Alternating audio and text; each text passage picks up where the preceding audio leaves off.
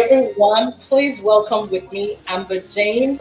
Like she introduced, thank you so much. My name is Amber James. I went to the doctor like I normally do to have my annual well women's, and I got a call from the doctor after that appointment, and I had never had anything abnormal, telling me that my pap smear had come back showing some abnormalities. And normally in this situation, what they do is it's very common, and they test you for HPV, and that's what they did for me.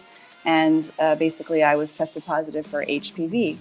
And I'm on the phone, and I'm very confused, and I'm thinking to myself, what is HPV?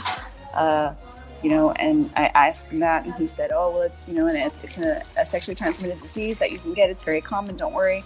Just come in. We'll have a procedure, and, we'll go from there from step 2.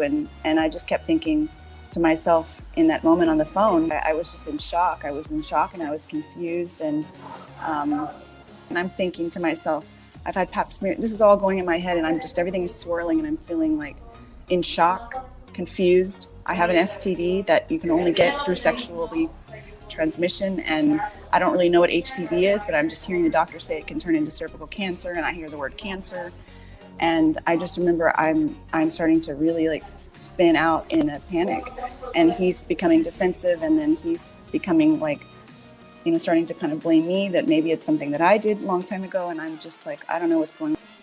I felt dirty in a way. I felt ashamed, embarrassed.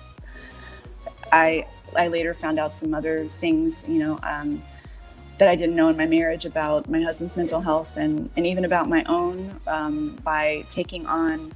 For the 15-year marriage, I maybe had a red flag here, a red flag there.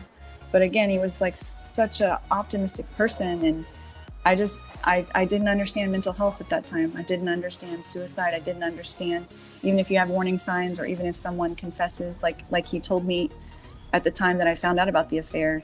He had confessed to trying to OD on heroin, and I'm just like, what? What do you mean heroin? Where are we getting heroin? What's, and then not knowing.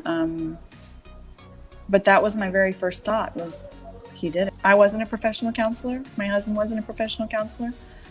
It's very hard for men in military or men in general to express their emotions and their feelings. It's kind of viewed as a weakness. I just want to be a part of that conversation to say that it's not a weakness. You're